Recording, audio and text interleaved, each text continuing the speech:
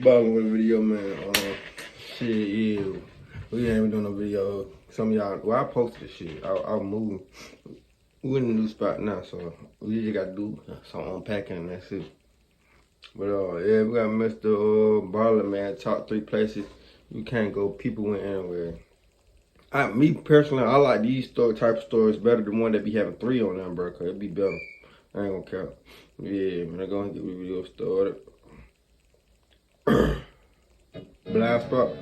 On February 24th, 2019, a woman arrived at a ceramics factory in Hubei province in China. She walked through the front door into the main office where she saw a desk attendant. She informed them she was a quality control inspector and she was there that day to inspect their vehicles. The attendant was accustomed to their company being periodically inspected, and so she asked the woman if she needed any help, and the woman said, "Nope, I'm just going to roam around your building, check what I need to check, and then I'll be out of here." And so the attendant told her that was totally fine, and if she needed anything, just come back and she would help her. And so the inspector thanked her and then turned around and went out the front door and checked the vehicles in the front lot of the ceramics factory. And then after she was done, she went back into the main office. She walked past the attendant and out the back door into the very active yard where all day long these huge bulldozers would move around thousands of pounds of sand. And so the inspector walked out that back door and she scanned the yard and she saw there were 2 bulldozers doing just that, moving all around. And then off to the left side, there was a dump truck that seemed to be stationary. And so very confidently, she just walked right into the yard and made her way over to that dump truck. And then when she got there, she flagged the driver down and said she was an inspector and that she was going to check the vehicle out. And so the driver helped her by turning on and off signals and moving back and forth. And then at some point, the inspector needed the dump truck driver to back up a significant distance. She needed to watch him do that. And so she, the inspector, backed away from the dump truck until she was in the middle of the yard, standing right in front of this parked bulldozer. What happens next is all caught on video. And so as she's standing there and she's watching the dump truck back up right in front of her, the bulldozer driver right behind her turns on the machine and immediately lurches forward. Now, the driver of this bulldozer did not see the woman, and she was in his blind spot right in front of the bucket of his bulldozer. And he was not aware there was somebody on foot walking around the yard. It's an extreme... Yeah, cause them bulldozers, them bitches do be, you can't see. Dangerous place to be on foot. And so he goes right into her and he knocks her backwards. She falls into the bucket. She starts screaming, but no one can hear her. It's so loud. And the driver drives the bucket directly into a pile of sand and scoops up thousands of pounds of sand that come down directly on this woman. So now she's completely buried alive and being crushed by all this sand. No communication. No communication. If they would have did communication, bro, them workers, they would have known that somebody would come to do inspection. The driver, completely oblivious, lifts the bucket up, turns around and drives across the yard and dumps the sand and the woman into a vibrating sand crusher. The vibrating sand crusher is exactly what it sounds like. It pulverizes bits of rock and stone and grinds them down into a very fine powder. The machines come in various shapes and sizes, but this one inside of this ceramics factory was a top-loaded version, and it basically looked like a big dumpster with this big opening at the top. And so these bulldozer drivers would take these clumps of sand and they would dump it in this opening at the top of this bin. And then once they dumped their sand into the opening, the machine would vibrate, causing the sand to filter its way down towards the bottom of the machine, where there were these big, vicious metal claws that constantly smashed together and would just completely obliterate anything that passed through them. In the video, when the driver dumps his bucket load into the sand crusher, you can actually see the woman falling in, but then she immediately jumps into action and begins trying to pull herself up and out of this pile. And at some point, she gets most of her upper body out, and she waves, and she gets the attention of the driver who's just dumped her into the sand crusher. And the driver, he stops right away. You can see the vehicle lurch to a stop. He leaps out and he starts running over to the sand crusher. But as he's running over, this woman who's waving and waving, at some point her leg or some other part of her gets grabbed by those jaws at the bottom of the machine, and she's pulled slowly down into the sand crusher and disappears under the sand. When this happens, the driver is frantic and he's screaming for other people in the factory to come over and help. And at some point, the others inside, they realize there's an emergency and they all run over. But when they realize what's happened, that someone has fallen into the sand crusher, they all just stop and stand there because they know there's nothing they can do. The woman was gone. Damn. God damn. In June of 2015, 45-year-old James Young landed his dream job. For the last several years, James had been a 5th grade teacher in East Canton, Ohio, teaching special education. And while he loved his job and he loved the kids he worked with, he had always had his eye on becoming a guidance counselor for high school students. In 1988, James had actually graduated from East Canton, Ohio High School. And ever since his graduation, he had wanted to come back to the school and help the next generation of East Canton students prepare for their lives as adults. And a guidance counselor was designed to do just that. James had applied for the job before, but every time he applied, they would tell him that while he was qualified, there just wasn't a spot open for him. However, at the end of that school year, he was told a guidance counselor spot had opened up at the high school and the job was his if he wanted it. And so, of course, James said, yes, I'll take the job. And immediately he told his mother about this amazing news. And his mother, who lived only a block away from him in East Canton, Ohio, would say that her son was so ecstatic about the job that normally when summer break was coming up, he would really look forward to that time off from school. But now that he had this new job to look forward to, he was already anxious for the summer to be over. James was a single man, but he was not lonely. He had a number of very close, lifelong friends that he would spend virtually all of his off time with. And that summer, he did just that. He went out with his friends, they explored all of Ohio and outside surrounding areas. They spent a lot of time outside and they enjoyed each other's company. Towards the end of the summer, James and his friends knew it was time to schedule their annual trip to Cedar Point. Cedar Point is an amusement park about 2 hours northwest of East Canton, Ohio. It's situated right on the shores of Lake Erie, and it's known for its incredible roller coasters, of which they had 17, making them the park with the second most roller coasters in the world. Every summer, since James could remember, he and his very close friends would make a trip out to Cedar Point, usually We got Wild Adventure down here my way.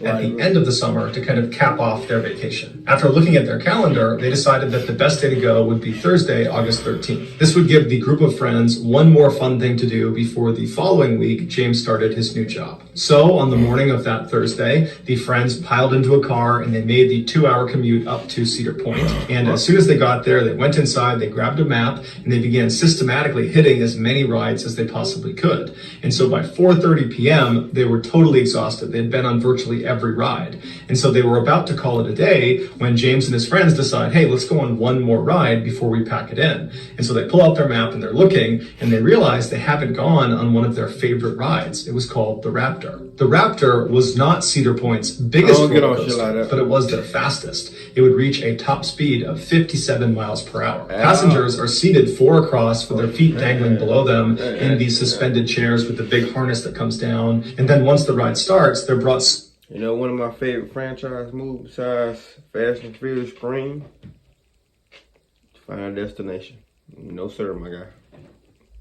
Slowly up this 137-foot hill, and then at the top they pause before being dropped down into this nearly 4,000-foot long track that spins them upside down 6 different times. So James and his friends, they closed up their map and they ran their way over to the Raptor. They got in line, and by 4:50 p.m., they had made it to the front of the line. They got into their seats, their harness came down, and then the ride started. And they were pulled up to the top of the hill, they paused, and then they were launched down the track. And for 2 minutes, they zipped and zagged and looped-de-looped all through this track. And then it was just suddenly over. And the friends had a great time on the ride. Except James realized about halfway through the ride, when they were upside down, his phone and wallet had come out of his pockets. And he actually saw them fall down towards the ground. And although he didn't see... Wallet-wise, phone wise. But I know in Wild Adventure, they got like a little holder, like, they got numbers and shit. When you get on the ride, you just put your shit in there. Nobody ain't gonna fuck with it. But you just put your shit in there. And they'll... Cause it has like... It's a gate, and then so the people, it's the ride, then it's the thing outside the gate. Somebody really ain't just gonna come while you on your ride.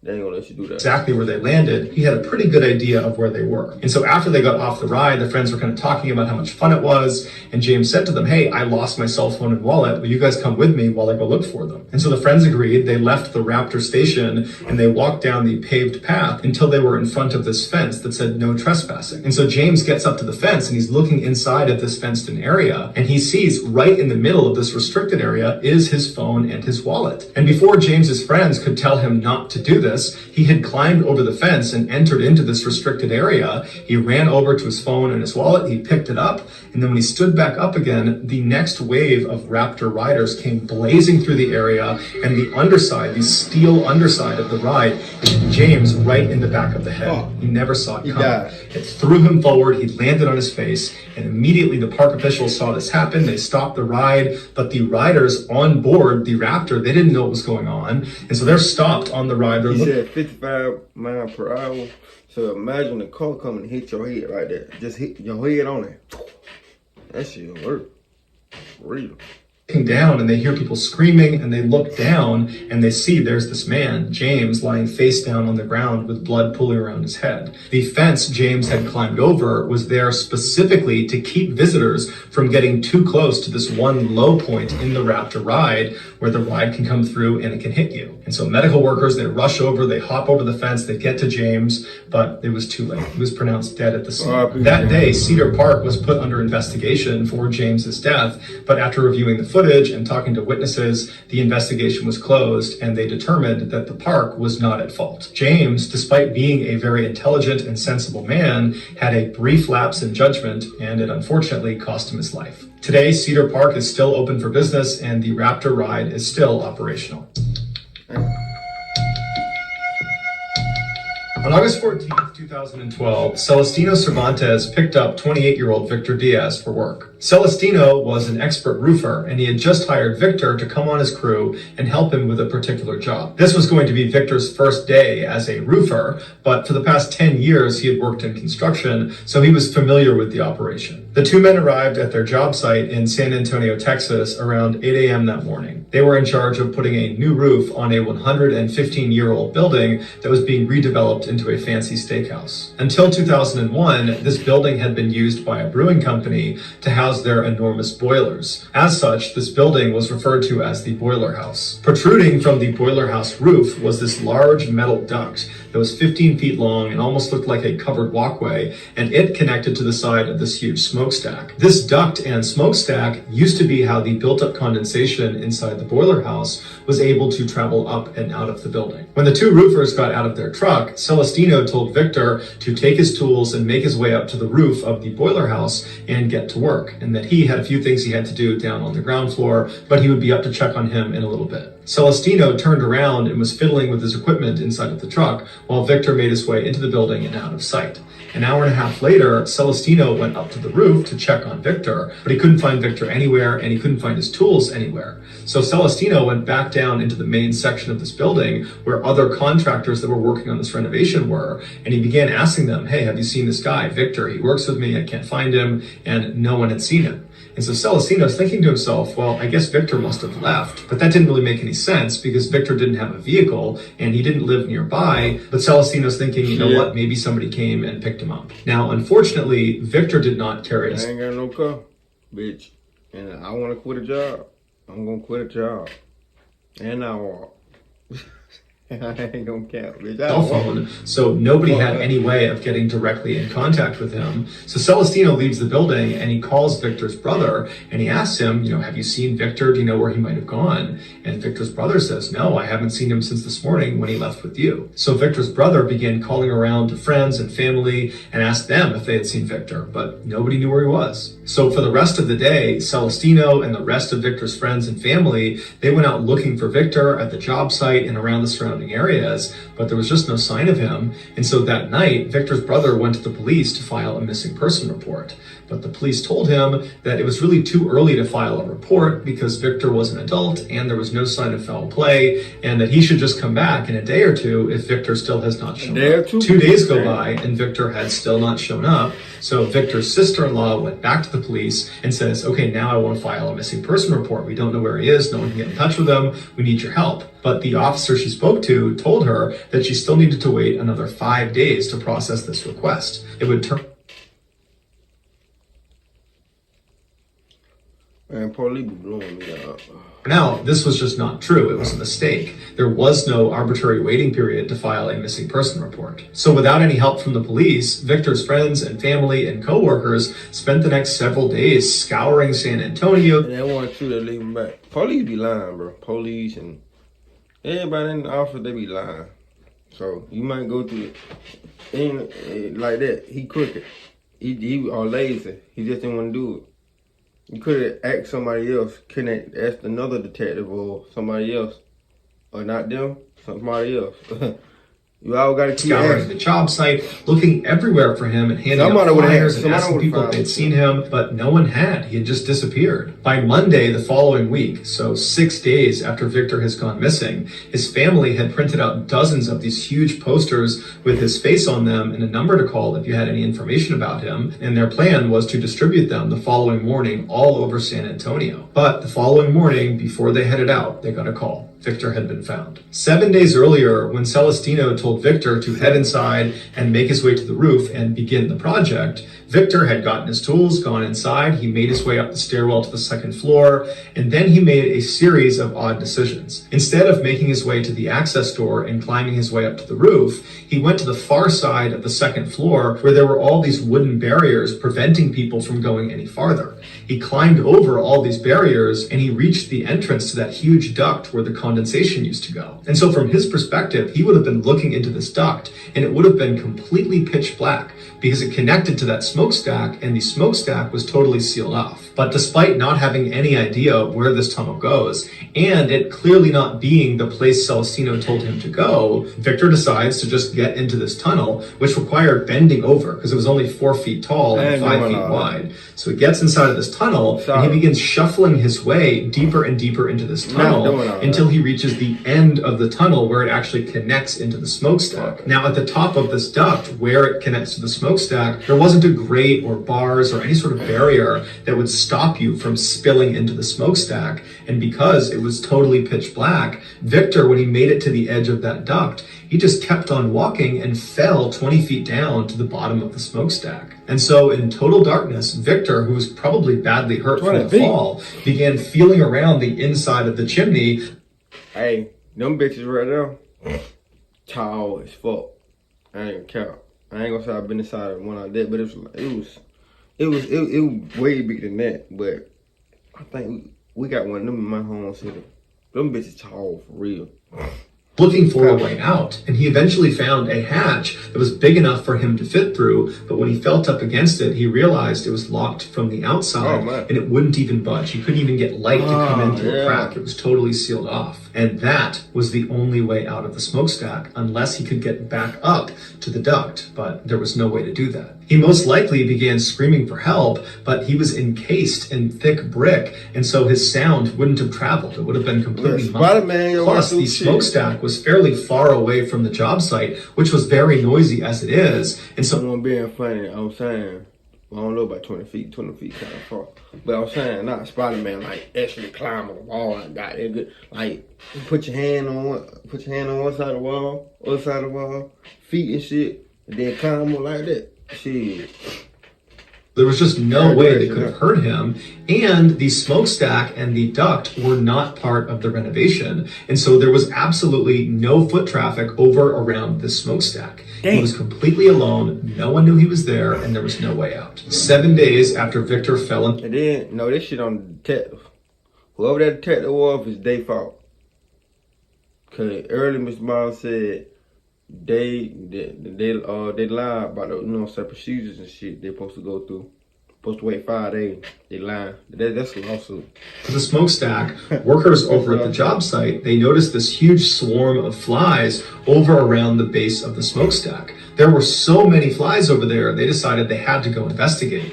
And so as they walked closer and closer to the smokestack, they were hit with this overwhelming stench of death and decay. And then when they got to the smokestack, they could see the flies were centralized on that hatch at the bottom. And so they cut the lock, they opened it up, and inside they found Victor's body. And they saw his hands were badly bloodied and bruised, and they were pressed up against the inside of the hatch, indicating in his final moments he was desperately trying to open that hatch and save him. And another read too.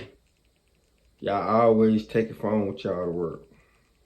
And make sure y'all phone be on. Every nigga around this bitch don't be having their phone on. Man, y'all gotta make sure y'all phone be on.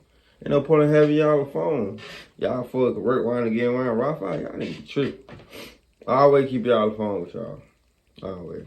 But there was just no way to do that. Although no one knows this for sure, it's believed Victor confused the condensation duct with the access point to the roof. So that's gonna do it, guys. If you found the secret in today's video. Yeah, all three of these bitches. See, I like these videos, but I ain't gonna care. I like these top threes. I like these bitches better than the single ones, cause it's a hit and miss on Mr. Brown video.